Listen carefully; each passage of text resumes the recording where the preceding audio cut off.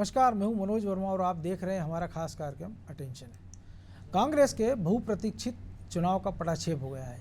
एक ऐसा चुनाव जिसका परिणाम पहले से तय था, वो परिणाम आ भी गया और मल्लिकार्जुन खड़गे जीत गए।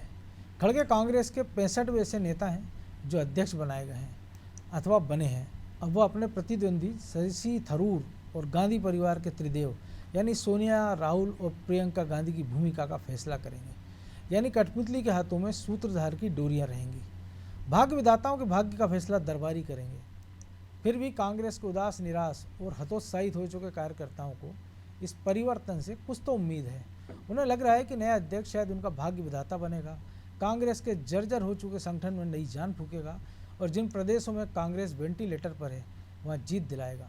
तो कांग्रेस के दिशा हो चुके नीति निर्माताओं को यही सही दिशा दिखाएंगे। देखा जाए तो जो अपेक्षा कांग्रेसियों के नए अध्यक्ष से है, वही चुनौतियां भी हैं।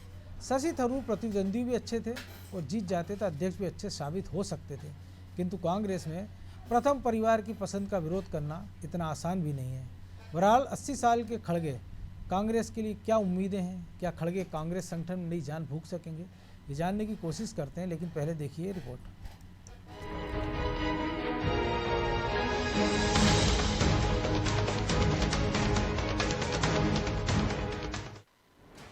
मल्लिकार्जुन खड़गे भारी मतों से विजय हुए। उनकी जीत पर चुनाव जीत चुके हैं और सवाल वही है कि क्या वो गांधी परिवार की खड़ाऊ रखकर काम करेंगे या उनकी कोई स्वतंत्र भूमिका भी होगी। 24 वर्ष बाद कांग्रेस को गैर गांधी अध्यक्ष मिला है। देखना ये है कि कांग्रेस की तासीर और तस्वीर में क्या बदलाव होता है। कि कांग्रेस की नीति हमेशा से एक रही है। नेतृत्व परिवर्तन जरूर हुआ है, लेकिन जो दिशा निर्देश हमारे राष्ट्रीय नेताओं ने तय किया था कांग्रेस पार्टी के लिए, कांग्रेस पार्टी उस राह पे चलेगी। मल्लिकार्जुन खड़गे जी ने कांग्रेस के सभी अध्यक्षों के साथ कंधे से कंधे मिला के काम किया है। मैं समझता हूं कि वो आगे उनके रास्ते को आगे बढ़ाएंगे। भारतीय जनता पार्टी का कहना है कि कांग्रेस अध्यक्ष का चुनाव दिखावे का है। पार्टी के नेता और मध्य प्रदेश के गृह मंत्री नरोत्तम मिश्रा ने कहा कि अगर अंतरात्मा की आवाज पर कांग्रेसी वोट डालते तो जीत शशि थरूर की होती। अगर आप अंतरात्मा की आवाज पर वोट डालते कांग्रेसी जरूर, तभी जीत पाते शशि थरूर। अब चूंकि वो तो उनको अपना चाहिए था तो उनने उस हिसाब से खड़ा कर दिया है। परिणाम भी आएगा और उसके बाद फिर जनता परिणाम भी। कांग्रेस के चुनावी परिणाम में किसी की रुचि नहीं थी, क्योंकि परिणाम सबको मालूम था। थोड़ी बहुत उत्सुकता इस बात को लेकर थी कि शशि थरूर को कितने वोट मिलेंगे। अब सवाल है कि क्या मल्लिकार्जुन खड़गे कांग्रेस के नए आलाकमान बनेंगे, क्या उनके हाथ में सर्वोच्च शक्ति रहेगी या फिर वो भी केवल कठपुतली ही साबित होंगे। दूसरा सवाल ये है कि क्या 80 वर्ष के खड़गे ऊर्जाहीन, उत्साहहीन कांग्रेस में नई जान फूंक पाएंगे। क्या वो कांग्रेस को गुजरात, हिमाचल जैसे राज्यों में जीत दिला पाएंगे। ब्यूरो रिपोर्ट, अनादि टीवी।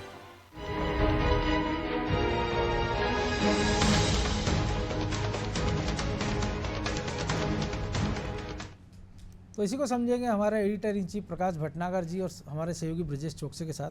तो भटनागर जी, सबसे पहले आप ही के पास कि क्या मल्लिकार्जुन खड़गे कांग्रेस में जान फूंक पाएंगे या गांधी परिवार के लिए वैसे द्विवासवन साबित हो सकते हैं जो सीताराम केसरी हुए, जो उनको भी माना जाता था कि खड़ाऊ बनकर रहेंगे, या नरसिम्हा राव ने जो कुछ किया और बाद में कांग्रेस ने, गांधी परिवार ने उनके साथ किया, या जो के कामराज के साथ हुआ या के कामराज ने किया।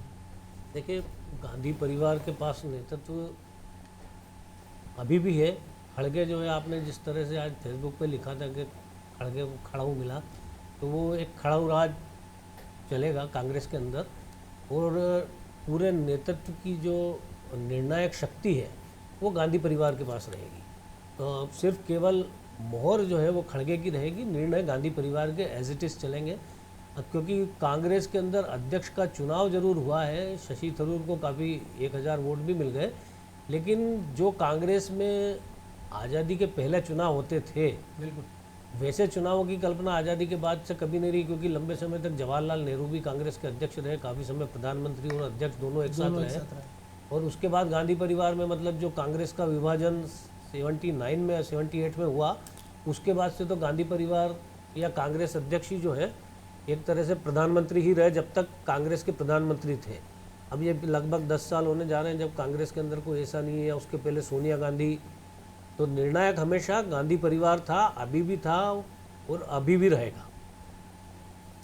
लेकिन एक उदयपुर की चिंतन शिविर हुआ था, वहाँ तय हुआ था कि युवाओं को आगे लाएंगे, और वो फार्मूले जो निर्णय हुआ था उनका कहीं भी पालन होते तो दिख नहीं रहा है। देखिए, क्योंकि उसी मैंने ऐसे उदयपुर कई चिंतन फार्मूले शिविर के- देखे मनोज जी। कांग्रेस के अंदर कई चिंतन शिविर देखे, उनमें जो भी कुछ चिंतन होता है वो गांधी परिवार के इर्द गिर्द होता है, और वो सिर्फ इस चीज़ को ढकने के लिए होता है, जो गांधी परिवार की असफलताएं हैं उनको ढकने के लिए होता है। तो मुझे लगता है कि ये जो उदयपुर का जो चिंतन शिविर हुआ था, जिस तरह की चीज़ें हुई हैं, अब आज उस चिंतन शिविर को किनारे करते हुए राहुल गांधी ने तो चुनाव नतीजे के पहले ही कह दिया कि मेरा भविष्य जो है, मेरी जो भूमिका है वो खड़गे तय करेंगे कांग्रेस अध्यक्ष के तौर पे। तो अब खड़गे को तो राहुल गांधी ने तय कर दिया, सोनिया गांधी ने तय कर दिया, प्रियंका गांधी ने तय कर दिया, तो अब बाकी खड़गे क्या तय करेंगे? तो खड़गे को तो गांधी परिवार ने तय कर दिया था, बाकी जो भी होना, अब चूंकि क्या है कि खड़गे जी अध्यक्ष बने और स्थिति ये बनेगी कि सिर मुड़ाते ही ओले पड़ेंगे। अभी हाल गुजरात के अंदर इलेक्शन है और हिमाचल प्रदेश में इलेक्शन है, ये दोनों चुनाव मतलब अगले 2 महीने में होना है। तो निश्चित तौर पे अब आप अगर वहाँ पे कांग्रेस हारती है तो क्या उसका श्रेय आप मतलब उसकी असफलता का ठीकरा खड़गे जी पे फोड़ेंगे, या यदि कांग्रेस जीत जाती है, दोनों राज्यों में जीत जाती क्या है, सफलता का तो श्रेय क्या उनको मिलेगा? सफलता का श्रेय खड़गे जी को मिलेगा? तो कुल मिला के वो जिस तरह से उन्होंने कहा था कि बकरा ईद पे बच जाए तो मुहर्रम में नाचेंगे, हालांकि मुहर्रम जो है मातम का त्यौहार होता है, लेकिन खड़गे जी ने बोल दिया था किसी भी कहावत के तौर पे। कर्नाटक के बारे में मुझे बहुत ज़्यादा जानकारी नहीं, वहाँ हो सकता है इस तरह की कोई कहावत हो, तो उन्होंने बोल दिया था। तो सबसे पहली बात तो जो उन्होंने कहा था कि बच जाएं, तो मतलब अब सबसे बड़ी बात यह है कि वो कुल मिला के कांग्रेस ने आने वाले समय के लिए जो बलि का बकरा होता है वो ढूंढ के रखा हुआ है, ताकि ठीकरा गांधी परिवार पे ना फूटे। लेकिन एक कहने की बात है, पूरा देश जानता है कांग्रेस कैसे चलती है। कांग्रेस की किसी भी सफलता या कांग्रेस की किसी भी असफलता का सारा श्रेय गांधी परिवार के पास है।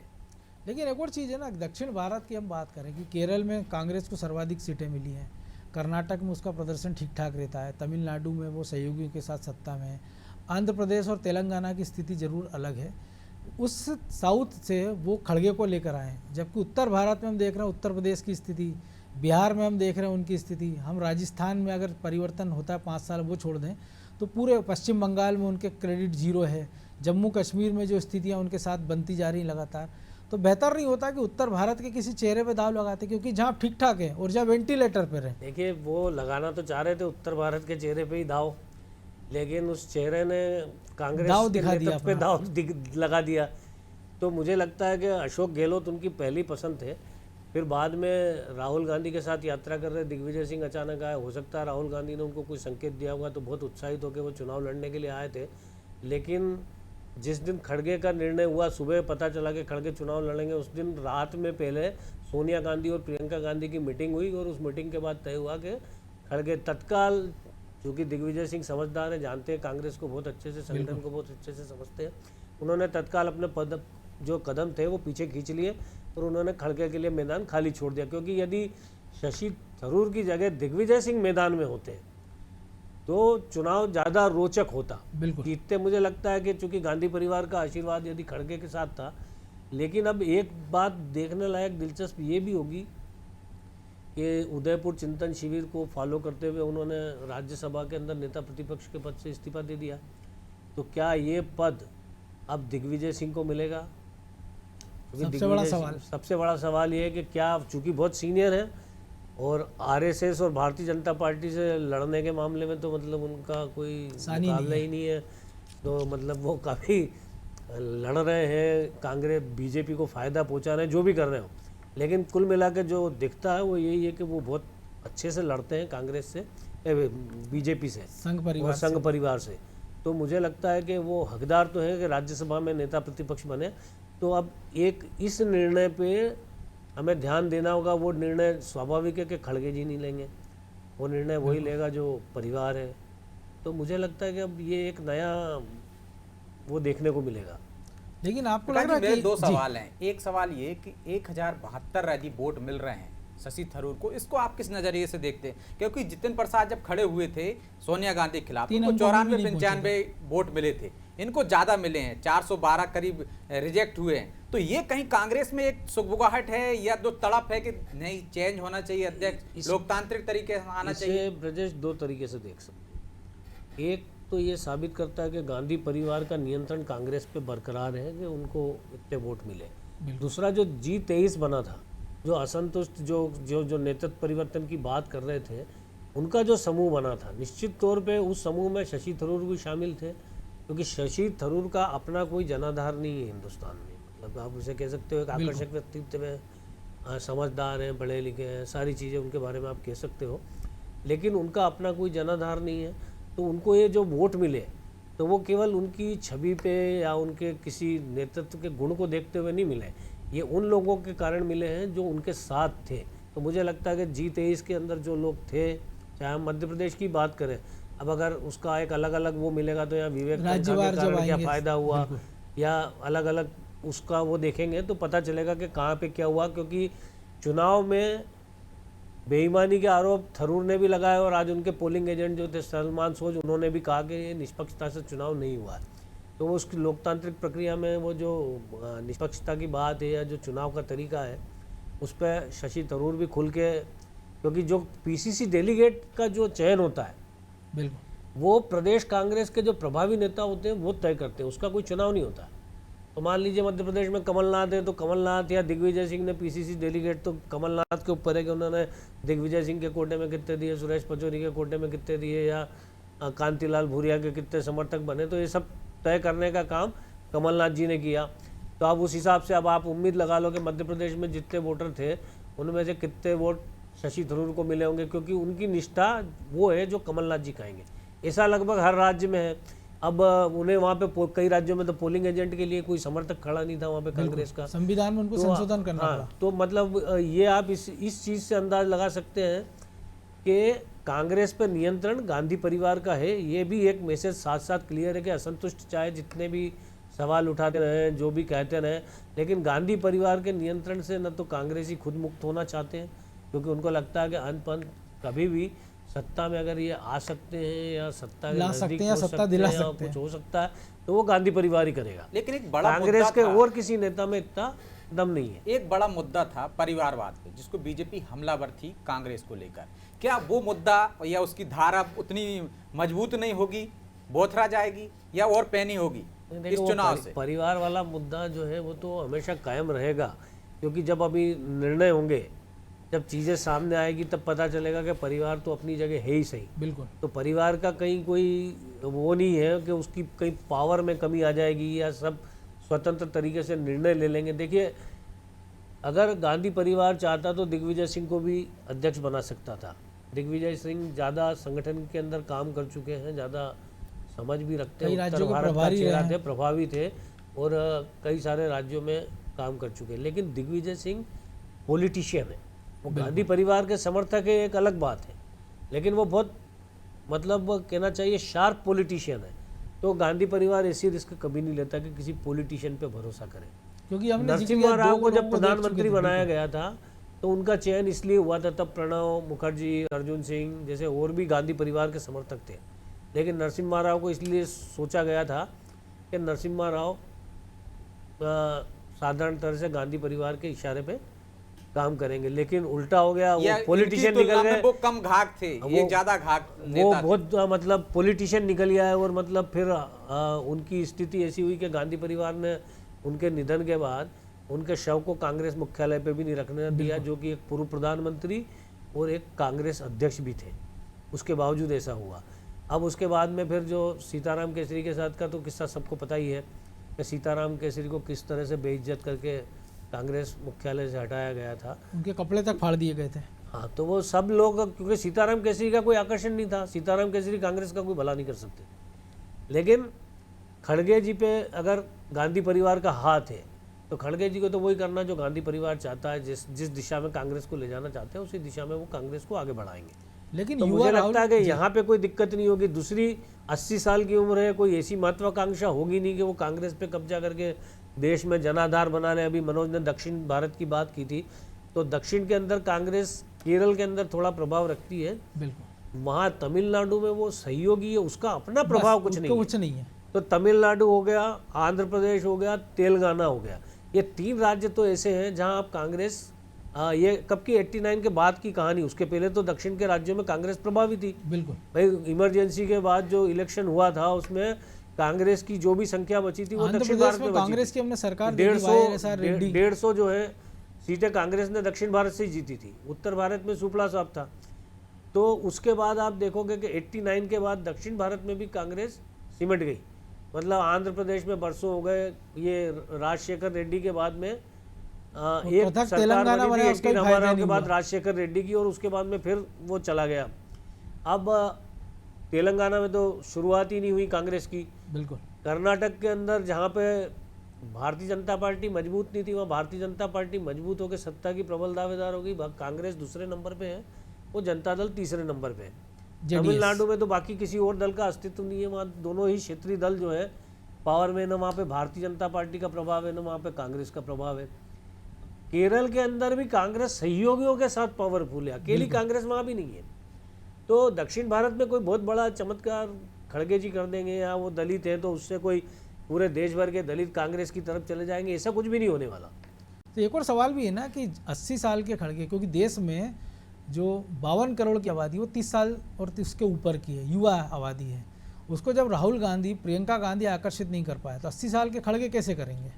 ये एक बड़ी चुनौती उनके सामने। बुजुर्ग कांग्रेस के बुजुर्ग अध्यक्ष हैं। कांग्रेस तो अपने आप को, जो आज की कांग्रेस है वो भी कहती है कि हमारा इतिहास 147 साल, बुजुर्ग कांग्रेस के बुजुर्ग अध्यक्ष हैं। तो ये बुजुर्ग कांग्रेस के बुजुर्ग अध्यक्ष है, इसमें कोई बहुत ताज्जुब की बात नहीं, क्योंकि वहाँ का जो युवा चेहरा है, वो जो वहाँ का युवा चेहरा है वो भारतीय जनता पार्टी के प्रौढ़ चेहरे के सामने फिट नहीं हो पा रहा है, या मतलब चुनौती नहीं दे पा रहा है। नरेंद्र मोदी के सामने आप राहुल गांधी ने बहुत कोशिश कर ली, लेकिन उसके बावजूद कोई नतीजा कांग्रेस के फेवर में, जो हम कहते जाते बच्चा, मध्य प्रदेश में सरकार बनी, छत्तीसगढ़ में सरकार बनी, राजस्थान में सरकार बनी, तो उसमें राहुल गांधी को श्रेय केवल कांग्रेस ही दे सकते हैं। बाकी आप देखेंगे तो किसान कर्ज माफ़ी का बहुत बड़ा वादा यहाँ पे, उसके बावजूद 114 और 109 सीटों पे मध्य प्रदेश के अंदर, छत्तीसगढ़ को आप कह सकते हैं कि वहाँ पे एंटी इनकम्बेंसी बहुत प्रबल थी और वहाँ पे कांग्रेस को फायदा हुआ। तो आप छत्तीसगढ़ के अंदर कांग्रेस को यदि 60 से ऊपर सीटें मिली तो वो राहुल गांधी का तो कोई करिश्मा नहीं था, वो वादा अजीत जोगी को जब बाहर किया तब जाके इस स्थिति में वो भी आप ये कह सकते हो कि वो एक वादा था, उस वादे के ऊपर जो है एक बदलाव हुआ था। अब अशोक गहलोत है वहाँ पे, तो अशोक गहलोत की बहुत बहुमत नहीं ला पाए थे, 100 सीटों पे उन्हें सहयोगियों के सहारे बड़ी पार्टी 99 सीटों पर अटक गए थे बिल्कुल, और वहाँ पे बीजेपी 70-76 सीटें फिर भी लेके आ गई थी। तो मुझे लगता है कि राहुल गांधी का कोई ऐसा नतीजा, राहुल गांधी के आने के बाद 2009 में कांग्रेस उत्तर प्रदेश में लोकसभा के अंदर 22 सीटें जीत गई थी, तो वो आप इसको सिर्फ एक संयोग कह सकते हो। राहुल गांधी का करिश्मा वो तब भी नहीं था, लेकिन उस समय कांग्रेस 222 सीटें जीती थी। तो मुझे लगता है कि वो शायद भारतीय जनता पार्टी ने जिस तरह को आडवाणी जी को प्रपोज किया था प्रधानमंत्री जिन्ना वाला के लिए, जो कांड उनके जिन्ना वाला, तो उसमें भारतीय जनता पार्टी के लोग ही पूरी ताकत से उनके साथ नहीं खड़े थे, तो नतीजा थोड़ा कांग्रेस। लेकिन उत्तर प्रदेश में बाकी क्या हुआ फिर, लेकिन उसके बाद फिर कोई ग्रोथ नहीं हुई कांग्रेस की, बल्कि नीचे चली गई। आपने एक निर्णय का जिक्र किया कि इस पर नज़र होनी चाहिए, राज्यसभा की बात की, लेकिन एक और निर्णय पर नज़र नहीं होनी चाहिए कि अब राजस्थान में क्या होगा। देखिए, राजस्थान का तो निर्णय हो गया, राजस्थान में अशोक गहलोत बने रहेंगे, वहाँ पे सचिन पायलट को एक बार फिर, क्योंकि मैंने क्या कहा कि आपको एक घाघ पॉलिटिशियन अशोक गहलोत भी है, मतलब वो आप यहाँ पे देखिए, आप कमलनाथ और अशोक गहलोत का अंतर समझिए कि कमलनाथ ने बनी बनाई सरकार, चाहते तो बीजेपी के लोगों को तोड़ के इस्तीफे करवा के अपने आप को बहुमत में ला सकते थे, जो एक अच्छा कुशल मैनेजमेंट होता है, ऐसा कर सकते थे, प्रयास कर सकते थे बिल्कुल। लेकिन देखिए, आप वहाँ पे भी बहुमत की सरकार नहीं थी, तो वो बहुमत में भी आ गए, और जब भी उन्हें लगा खतरा तो उन्होंने पूरी चाक चौबंदी से अपने आप को बचाया, और जब कांग्रेस अध्यक्ष की बात आई, उनको फंसाने की कोशिश हुई, तो वहाँ भी वो बहुत सुरक्षित निकल गए।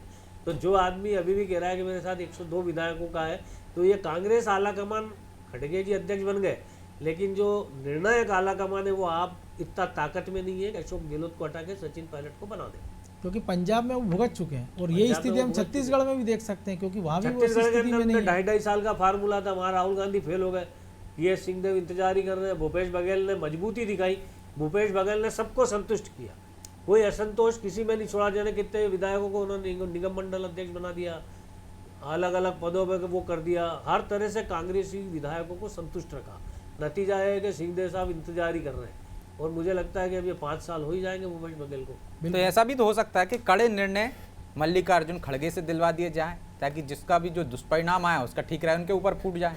नहीं, इनके ऊपर ठीकरा तो फुट जाएगा लेकिन नुकसान तो कांग्रेस का हो जाएगा। तो मुझे नहीं लगता, क्योंकि जो सरकार है राजस्थान की, जो सरकार है छत्तीसगढ़ की, ये 2 राज्य हैं खास, जो यहीं से तो इंडिपेंडेंट खर्चा सरकार चल है रहा है उनकी। कांग्रेस का। सबसे बड़ी जो चीज़ है वो खर्चा कहाँ से चल रहा है, वो यहाँ से चल रहा है। मध्य प्रदेश तो डूब गया। तो एक और चीज़ भी है ना, जो आप कह रहे हैं मध्य प्रदेश की भी बात हो रही है, तमाम जगह की बात हो रही है, तो सेकंड लीड लाइन की जो लीडरशिप है उसकी भी कोई संभावना नहीं, क्योंकि यूथ अध्यक्ष था तब यूथ चलेगा और अब तो बीजेपी से तुलना करें। सेकंड लाइन बनने ही कहाँ दे रहे हैं भाई। ज्योतिरादित्य सिंधिया थे, सचिन पायलट है, जितिन प्रसाद हैं, जतिन प्रसाद थे, ऐसे हेमंत कई विश्व सारे- शर्मा हैं। हाँ, कई सारे युवा जो है वो सेकंड लाइन बनने की दौड़ में हो सकते थे। सवाल ये है कि वहाँ पे नेतृत्व लोगों को आगे बढ़ाता है या नहीं बढ़ाता है। भारतीय जनता पार्टी में इस तरह से चुनाव नहीं होता, वहाँ जिस तरह से भी चुनाव होता है, लेकिन अलग अलग चेहरे आते हैं, अलग अलग जिम्मेदारियाँ दी जाती है, उनका कद बढ़ाया जाता है, उनका पद बढ़ाया जाता है। बिल्कुल। लेकिन यहाँ तो जो पुराने लोग हैं वो नए लोगों के लिए जगह ही नहीं छोड़ रहे हैं। अब जरूर दिग्विजय सिंह जी ने कहा है कि वो अगले साल उनका राजनीति में आखिरी साल होगा, तो चूंकि एक पॉलिटिशियन है, वो क्या कह रहे हैं क्या करेंगे ये जब हो जाएगा मुझे लगता है तभी भरोसा करना चाहिए। लेकिन एक प्रयोग किया था कांग्रेस ने, जैसे मध्य प्रदेश सहित अन्य राज्यों में भी, कि कुछ अध्यक्ष और बना दिए जाते थे, उनको क्षेत्रवार कार्यकारी जिम्मेदारी अध्यक्ष। दी, कार्यकारी अध्यक्ष। क्या आपको लगता है कि जब खड़गे 80 साल के हैं, पूरे देश का दौरा नहीं कर सकते, पूरी कांग्रेस को नहीं संभाल सकते, तो ये ऐसा प्रयोग वहाँ भी हो सकता है? नहीं, खड़गे जी 80 साल के हैं, स्वस्थ प्रसन्न है, वो दौरा करें न करें, राहुल गांधी दौरा करेंगे, प्रियंका गांधी दौरा करेंगी, मतलब ये 2 लोग तो करेंगे ही करेंगे। तीसरा अब वो किसको तैयार करते हैं दौरा करने के लिए, क्योंकि ये जो निर्देश देंगे खड़गे जी देंगे ना कि प्रियंका जी दौरा करेंगे, राहुल गांधी की यात्रा चल रही है, तो राहुल गांधी की यात्रा का क्या असर होता है। तो ये सारी चीज़ें भाई, आप जनता के बीच में कौन जा रहा है? कांग्रेस अध्यक्ष तो जा नहीं रहे, जाएंगे तो राहुल गांधी। तो कांग्रेस का नेता अपन कौन है? राहुल गांधी। तो बेहतर होता ना कन्याकुमारी की जगह साबरमती गांधी आश्रम से यात्रा शुरू करते, शायद गुजरात को भी कवर करते राहुल गांधी। लेकिन अब ये देखिए, गुजरात में चुनाव है और गुजरात में शायद कम समय दे रही है उनकी यात्रा। मध्य प्रदेश में वो 16 या 18 दिन तक रहेंगे, लेकिन गुजरात में वो गुजरात उत्तर पहुंचते प्रदेश में पहुंचते वो चुनाव कम खत्म हो जाएगा वहाँ, है, और वहाँ पे मतलब उनके पहुँचते पहुँचते तक शायद चुनाव हो जाए, खत्म हो जाएगा। क्योंकि 8 नवंबर को नतीजे आने हैं, तो 8 दिसंबर को नतीजे आने। अभी तो वहाँ तारीख आई नहीं, हाँ, हिमाचल तो आ के जाएगी जाएंगे, उसके लगभग पहले। उसी के लेकिन आसपास। स्वाभाविक है, इतना अंतर अगर चुनाव आयोग ने रखा है कि 8 दिसंबर को परिणाम होंगे हिमाचल के, तो इसका मतलब है कि बीच में गुजरात के भी चुनाव साथ में हो जाएंगे, दोनों के परिणाम साथ में आएंगे। तो मुझे लगता है कि चूंकि आपने गुजरात में भी कांग्रेस छिन्न भिन्न हो गई, वहाँ भी आपके पास लीडरशिप नहीं है। सारे राज्यों में नई लीडरशिप कांग्रेस के पास कहाँ है, जिसे ऊर्जावान नेतृत्व कह सकते हो?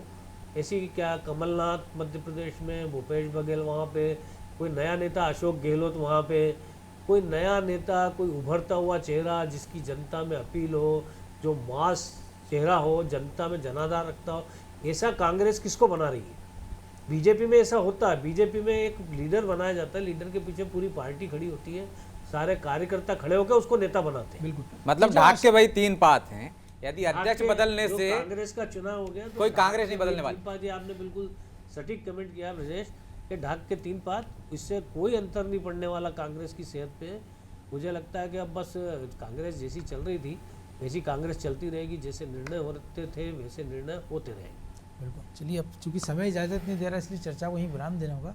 तो निश्चित तौर पर जो मल्लिकार्जुन खड़गे के सामने एक बड़ी चुनौती है, और क्या खड़गे कांग्रेस में जान फूंक सकते हैं, या हो सकता है कि पूरी कांग्रेस फूंक जाए, क्योंकि 2 आखिरी राज्य जो बचे और उनका जो इतिहास है, जो पैटर्न रहा है, अगर छत्तीसगढ़ छोड़ दे राजस्थान का, तो कहीं ऐसा ना हो कि उनके खाते में एक उपलब्धि ये भी चली जाए या अपयश ये भी चला जाए कि वो ऐसे आखिरी अध्यक्ष साबित हों कि जिनके बाद कांग्रेस किसी राज्य में स्वतंत्र रूप से जिसकी सरकार ना हो।